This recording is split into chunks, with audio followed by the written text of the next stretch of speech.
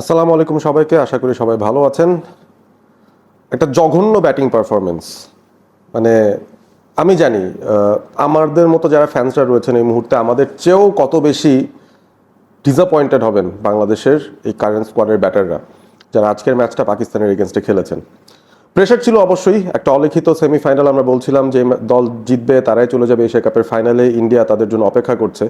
এবং অনুমিতভাবেই বলতে হবে যে একটা লো কোয়ালিটি টি-20 ইন্টারন্যাশনাল ম্যাচ আমরা দেখলাম, যেখানে দুই দলের কাছ থেকেই আমরা আসলে বিলো পার পারফরমেন্স দেখেছি। তবে এই দুই দলের মধ্যে বেশি খারাপ ছিল বাংলাদেশ, এবং সে কারণেই 11 রানের পরাজয় নিয়ে এশিয়া কাপ থেকে বাংলাদেশ গেল ছিটকে, এবং পাকিস্তান এই এশিয়া কাপে ফাইনালে চলে গেছে এই প্রথমবারের মতো। এর আগে 17 বার এশিয়া কাপ অনুষ্ঠিত হয়েছে, 50 ওভার ফরম্যাট, টি-20 ফরম্যাট, তবে পাকিস্তান ইন্ডিয়া ফাইনাল কোনোদিন হয়নি।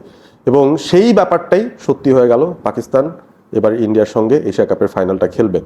বাংলাদেশের কিন্তু খেলার একটা প্রবল সম্ভাবনা ছিল ফাইনালটাতে, এবং সেটা নিয়ে আমরা আমাদের প্রিভিয়াস ভিডিওগুলোতে আলোচনা করেছি। কি কারণে বাংলাদেশের সম্ভাবনাটা ভালো, কেন আমাদের মনে হচ্ছিল যে বাংলাদেশের একটা সুযোগ রয়েছে এই পাকিস্তান দলটার বিরুদ্ধে ভালো একটা পারফরমেন্স দিয়ে ফাইনালে চলে যাওয়ার। এশিয়ার দ্বিতীয় সেরা দল কে, সেই বিষয়টা বা সেই প্রশ্নটার উত্তর আমরা খুঁজছিলাম এই সেমিফাইনালটার মধ্য দিয়ে, এই অলিখিত সেমিফাইনাল দিয়ে। আলটিমেটলি যে রেজাল্টটা পেলাম সেটা হচ্ছে পাকিস্তান, এই খর্বশক্তির পাকিস্তান, এই ইনকনসিস্টেন্ট পাকিস্তান, তারাও বাংলাদেশকে একটা গুরুত্বপূর্ণ ম্যাচে ঠিকই হারিয়ে দিল। স্নায়ুর চাপ দুটো দলের উপরেই ছিল, আপনি সেটা তাদের ব্যাটিং পারফরমেন্সে দেখতে পারবেন। পাকিস্তান যখন টসে হেরে আগে ব্যাট করতে নেমেছে, তাদের পাওয়ার প্লেটা একবার চিন্তা করেন কি অবস্থায় তারা ছিল। উইকেটের পর উইকেট পড়ছে, রান তারা তুলতে পারছে না, যাই খেলতে চাচ্ছে ফলিং শর্ট। এবং সেই সময়টা আসলে মনে হচ্ছিল পাকিস্তান মেবি 100-র আগেই অল আউট হয়ে যেতে পারে, এরকম একটা সংখ্যাও তারা পড়ে গেছে। তবে সেখান থেকে কোনো মতে লড়াই করার মতো একটা পুঁজি তারা দাঁড় করিয়েছে, এবং সবচেয়ে ভাইটাল ফ্যাক্টর যেটা ছিল, শেষ 8 ওভারে পাকিস্তান 80 রান তুলেছে, যেখানে তাদের টপ 6 ব্যাটার ছিলেন না। শেষ 4 জন ব্যাটার মিলে বা শেষ 3 জন ব্যাটার মিলে তারাই কিন্তু ওই 8 ওভারে 80 রান করে ফেলেছেন, যেটার কারণে পাকিস্তান 135 করেছিল, যেটা খুব বড় টোটাল না। এই উইকেটে যদি অ্যাজ আ ক্যাপ্টেন টসের সময় আপনাকে বলা হতো যে আপনার এগেনস্টে টার্গেট দেওয়া হবে 135, আপনি কি নেবেন কি নেবেন না, আমার তো মনে হয় যে কোনো ক্যাপ্টেনই রাজি হয়ে নেবেন। কারণ একটা টি-20 গেম যেখানে 120 বলের খেলা, সেই জায়গাটায় তো 135 রান করা খুব একটা কঠিন বিষয় নয়, উইকেট যতই কঠিন হোক না কেন। অবশ্যই এই উইকেটটা এত বাজেও ছিল না যেখানে 135 করতে হবে বা 135 চেস করা যাবে না, বাট এইটাই আসলে সবচেয়ে বড় একটা প্রমাণ দুই দলেরই আসলে ব্যাটিং কোয়ালিটি কোন জায়গাটায় রয়েছে টি-20 ইন্টারন্যাশনাল ক্রিকেটে। বল টার্ন করছিল, এটা আমরা স্বীকার করতে পারি। বলের যে মুভমেন্টটা ছিল পেস বোলারদের জন্য, সেটাও কিন্তু আমরা দেখেছি। বাংলাদেশি পেস বোলাররাও সেটার সুবিধা নিয়েছেন। তাসকিন আহমেদ কামব্যাকে এসে 3টা উইকেট পেয়েছেন, খুব ভালো বল করেছেন তিনি আজকে। 3 উইকেট পেয়েছেন বলে ভালো করেছেন তা নয়, জেনারেলি খুব ভালো বোলিং করেছেন। মুস্তাফিজুর রহমান তিনিও ভালো বল করেছেন। তানজিম সাকিব নট ব্যাড, শেখ মেহেদি, রিশাদ, মানে ইটস অ্যাবাউট স্মল মার্জিনস আসলে। যখন শাহিন শাহ আফ্রিদি 2বার ড্রপড হয়ে যান, রান আউটের জায়গা থেকে বেঁচে যান, তারপর 2টো ছক্কা হাঁকান, ওই যে 12টা রান, সেটাই কি বাংলাদেশ অ্যাভয়েড করতে পারতো কিনা, সেই আফসোসগুলো, সেই প্রশ্নগুলো কিন্তু রয়ে যায়।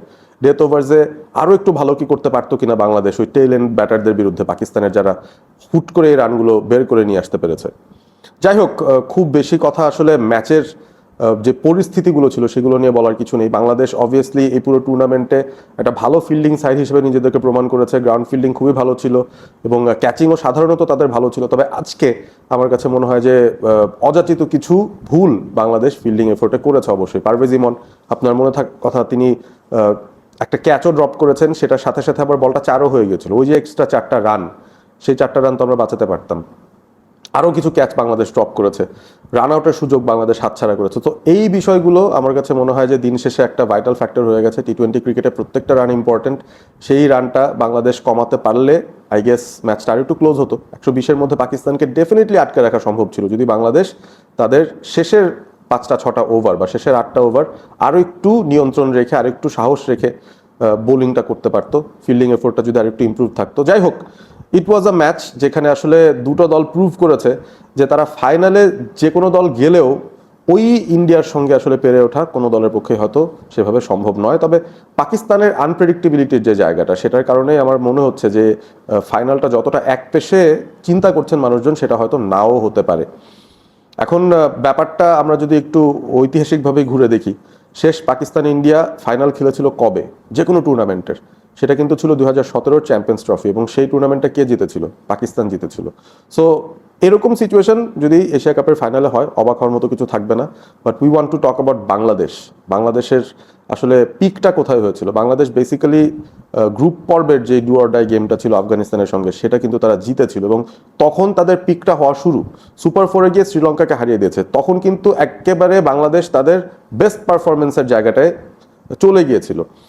তারপর থেকে ওই যে নিচে নামতে থাকা সেই বিষয়টি কিন্তু ঘটলো এবং এটার সঙ্গে আসলে একজন পার্টিকুলার ক্রিকেটারের ইনজুরিও খুব বড়ভাবে জড়িত। আমার কাছে মনে হয় যে লিটন কুমার দাসের ইনজুরির সাথে সাথে বাংলাদেশের ওভারঅল পারফরমেন্স, মাঠের পারফরমেন্স হোক, মাঠের বাইরের পারফরমেন্স, সব কিছু মিলিয়ে একটা হোঁচট তারা খেয়েছে এবং সেই ফ্যাক্টরটা কিন্তু বাংলাদেশ মিস করেছে। লিটন কুমার দাস আজকে অনেকবার তাকে ক্যামেরা ধরেছিল, অনেকবার তার চেহারাটা আমরা দেখছিলাম যে কতটা মলিন, আসলে ম্যাচটা খেলতে না পারার একটা আক্ষেপ তার মধ্যে ছিল।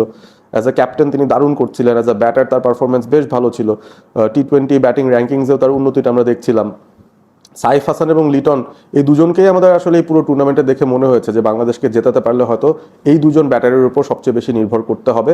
আজকে সাইফ ডেলিভার করতে পারেননি সেভাবে, তারপরও যা খেলেছেন সেটা খারাপ নয়। পাওয়ার প্লের ভিতরে কঠিন পরিস্থিতির ভেতর দিয়েও তিনি কিন্তু দুটো ছক্কা হাঁকিয়ে গিয়েছেন অন্তত, এবং যতক্ষণ উইকেটে ছিলেন মনে হচ্ছিল তিনি এক সাইডে যদি টিকে যান, অন্য প্রান্তে তেমন একটা সাপোর্ট না আসলেও বাংলাদেশ এই রানটা হয়তো চেস করে ফেলবে। একটা বড় ইনিংস, একটা ভালো ইনিংস দরকার ছিল, যেটা বাংলাদেশ তাদের পুরো ব্যাটিং ইনিংস মিলিয়ে করতে পারেনি। ছোট ছোট পার্টনারশিপ হচ্ছিল, 22 রানের পার্টনারশিপ, 24 রানের পার্টনারশিপ, শেষ উইকেট জুটিতে রিশাদ এবং মুস্তাফিজের মধ্যেও 23 রানের পার্টনারশিপ হয়েছে, যেটা কিনা দ্বিতীয় সর্বোচ্চ। সো বোঝাই যাচ্ছে যে এই রান চেসটায় বাংলাদেশের ব্যাটাররা একেবারেই মাথা খাটাতে পারেননি। আপনি টপ অর্ডার থেকে নিচে নামতে থাকতে পারেন, পারভেজ হোসেন ইমন যেভাবে আউট হয়েছেন প্রথম ওভারে, শাহিন শাহ আফ্রিদির অযাচিত একটা শট, কোনো প্রয়োজন ছিল না, অপ্রয়োজনীয় একটা ঝুঁকিপূর্ণ শট খেলে তিনি আউট হয়েছেন, যে জায়গায় আসলে একটা সলিড স্টার্টের প্রয়োজন ছিল, উইকেট ধরে রাখার প্রয়োজন ছিল। বাংলাদেশ সেই উইকেট ধরে রাখার কাজটা করতে পারেনি। অর্ডিনারি বোলিংয়ের এগেনস্টে আরও অর্ডিনারি ব্যাটিং, এটাই ছিল আসলে এই পুরো ম্যাচটায় বাংলাদেশের ব্যাটিং ইনিংসের গল্পটা। আপনি সাইফের কথাটা চিন্তা করেন, তিনি একটা লিডিং এজে ক্যাচ দিয়েছেন পয়েন্টে, তাওহিদ হৃদয় কি শট খেলে আউট হলেন। নুরুল হাসান সোহান, তাকে ইনক্লুড করা হয়েছিল, আমরা বলছিলাম সবাই যে নুরুল সোহানকে কেন ইনক্লুড করা হচ্ছে না, তিনি আসলেন, তার টাইপেরই তো গেম। রংপুর রাইডার্সের হয়ে তিনি ক্যাপ্টেন্সি করেন, ধানমন্ডি স্পোর্টস ক্লাবের হয়ে তিনি ক্যাপ্টেন্সি করেন, বাংলাদেশ এ টিমের হয়ে তিনি বহুদিন ক্যাপ্টেন্সি করেছেন ইতিমধ্যেই, এবং এই ধরনের যে টোটাল 130+, এগুলো কিন্তু নুরুল হাসান সোহানের জন্য একটা টেইলার মেড ঘটনা। তিনি যখন 5 নম্বরে ব্যাট করতে নেমেছেন তখনও কিন্তু মনে হচ্ছিল যে এই ম্যাচটা হয়তো তিনি ঘুরিয়ে দিতে পারবেন। ইট ওয়াজ আ গুড সিলেকশন সোহানকে এই ম্যাচে রাখা, কারণ তিনি একটা ভাইটাল রোল প্লে করবেন। কই পারলেন না তো, তিনিও ডিসঅ্যাপয়েন্ট করলেন। শামীম হোসেন পাটোয়ারি চেষ্টা চালিয়ে গেছেন, একেবারে কমফোর্টেবল মনে হচ্ছিল না তাকে উইকেটে, তারপরও বাংলাদেশের হাইয়েস্ট রান স্কোরার এই ম্যাচটাতে যখন প্রয়োজন ছিল তার কাছ থেকে কিছু বিগ শটস, কিছু ইনোভেশন যেটা তিনি দেখিয়েছেন এর আগে, করে দেখাতে পারলেন না। বড় ম্যাচে আবারও ফ্লপ করলেন শামীম পাটোয়ারি। জাকের আলী অনেক খুব বাজে একটা ফর্ম তার যাচ্ছে ব্যাটিংয়ে, এই পুরো এশিয়া কাপে একটাও ছয় নেই। বাংলাদেশের 6 সিটিং মাস্টার জুলিয়ান উডের সেরা ছাত্র জাকের আলীর ব্যাট থেকে কোনো ছয় আমরা দেখলাম না এই পুরো এশিয়া কাপের মধ্যে। আজকেও তিনি পারলেন না। ক্যাপ্টেন্সি পেয়েছেন, সেটার চাপ কি তিনি অনুভব করেছেন কিনা আমি জানি না, তবে জাকের আলী আজকেও যতক্ষণ উইকেটে ছিলেন মনে হয়নি তিনি স্টেবল আছেন, কনফিডেন্ট আছেন, বা ম্যাচ জেতানোর মতো একটা পরিস্থিতিতে রয়েছেন তার হেড স্পেসে। আনফর্চুনেট, বাংলাদেশের জন্য অবশ্যই একটা বড় ধাক্কা, বড় একটা লার্নিং কার্ভ। আমরা আসলে ওই যে টি-20 র্যাঙ্কিংসে যে আমরা 9-10-এ থাকি, সেটা কেন থাকি তার আরও একটা প্রমাণ আমরা হয়তো এই ম্যাচটার মধ্যে দেখে ফেললাম। পাকিস্তান আজকের ম্যাচের হিসেবে আমি অন্তত বলবো যে they deserve to win this. তবে ফাইনালে যাওয়াটা তারা ডিজার্ভ করে কিনা সেখানে আমার একটা প্রশ্ন এখনও কিন্তু রয়েছে। বাংলাদেশ যদিও হেরেছে, পাকিস্তান যদিও জিতেছে, ফাইনালটা আমরা জানি ইন্ডিয়া পাকিস্তানের মধ্যেই হবে, তারপরও কিন্তু আমার কাছে মনে হয় না যে পাকিস্তানও ডিজার্ভ করে ফাইনাল খেলাটা। ইন্ডিয়াকে যদি বাদ দেই, ইন্ডিয়া বাদে যেই দলগুলো খেলেছে কোনো দলই আসলে কনসিস্টেন্টলি সেই পারফরমেন্সটা দেখাতে পারেনি যে তারা ফাইনালে যাওয়াটা ডিজার্ভ করে এই টুর্নামেন্টের, এবং কোনোভাবে ইন্ডিয়ার সঙ্গে তারা ফাইট দিতে পারবে। বাংলাদেশ যদি আজকে জিতেও যেত তাও আমি বলতাম যে they might not put up a good fight against India. পাকিস্তানের পক্ষেও কাজটা অনেক অনেক কঠিন হবে, বাট সময় মতো তারা জ্বলে উঠেছে, এটা একটা ভালো জিনিস। হারিস রৌফ ফর্মে ফিরেছেন, শাহিন শাহ আফ্রিদি ফর্মে ফিরেছেন, তারাই উইকেটের মধ্যে আছেন। পাকিস্তানের মূল যে দুজন স্ট্রাইক বোলার তারাই ফর্মে আছেন, সেটা একটা ভালো দিক পাকিস্তানের জন্য। অবশ্যই বাংলাদেশকে ফিরে আসতে হবে, এশিয়া কাপের যাত্রাটা শেষ, তবে ফিরে আসাটাই আশা নয়। পরবর্তী একটা সিরিজ চলে আসবে খুব জলদি, অক্টোবরের 3 তারিখ থেকে আফগানিস্তানের সঙ্গে বাংলাদেশের কিন্তু 3টা টি-20 এবং 3টা ওডিআই এর একটা দ্বিপাক্ষিক সিরিজ আছে। তো সেখানে হয়তো কিছু কামব্যাকের চেষ্টা বাংলাদেশ করবে, তবে ঘুরে ফিরে ওই ব্যাপার একটাই, বড় কোনো টুর্নামেন্টে বা মেজর কোনো টুর্নামেন্টে বাংলাদেশের ব্যর্থতার গল্পটা আরও লম্বা হচ্ছে, আরও লম্বা হতেই আছে। কবে পরিত্রাণ পাবো আমরা, এই ব্যর্থতার বৃত্ত থেকে কবে আমরা বেরিয়ে আসতে পারবো, সেটা কিন্তু এখনো পর্যন্ত আমরা জানি না। যাই হোক, এশিয়া কাপের বাংলাদেশের এই পুরো জার্নিতে আমার দৈনিক ভিডিওগুলো যারা কষ্ট করে দেখেছেন সবাইকে অসংখ্য ধন্যবাদ জানাই। এবং একটা টুর্নামেন্টের শেষ মানে আরেকটা টুর্নামেন্টের শুরু। তো আফগানিস্তান সিরিজেও নিশ্চয়ই সেই বিষয়গুলো নিয়ে আলোচনা হবে। সেই সিরিজটায় বাংলাদেশের আসলে তাদের কাছ থেকে কী প্রত্যাশা করা যেতে পারে, এবং এছাড়া আমার কাছে মনে হয় যে ইন্ডিয়া পাকিস্তান ফাইনালটার পরও নিশ্চয়ই এশিয়া কাপ নিয়ে একটা আলোচনা করা যেতে পারে। এবং এবারে এশিয়া কাপে ওভারঅল যদি সেরা একাদশ নির্বাচন করতে হয় সেই জায়গাটায় কারা কারা থাকবেন সেই বিষয়গুলো নিয়ে নিশ্চয়ই সামনে আলোচনা করব। এই ম্যাচটা নিয়ে আপনাদের পার্টিকুলার কোনো মতামত থাকলে ডেফিনেটলি আপনারা কমেন্ট করে জানাবেন।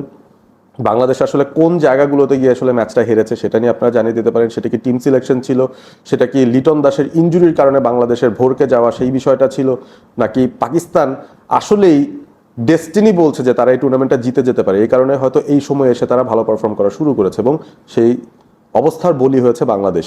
কি হয়েছে আসলে সেই ব্যাপারগুলো আপনারা জানিয়ে দিতে পারেন কমেন্ট করে, এবং সেই সাথে ভিডিওটি ভালো লেগে থাকলে শেয়ার করবেন বন্ধুদের সঙ্গে এবং সাবস্ক্রাইব করবেন অল স্পোর্ট এবিপি। ভালো থাকবেন সবাই।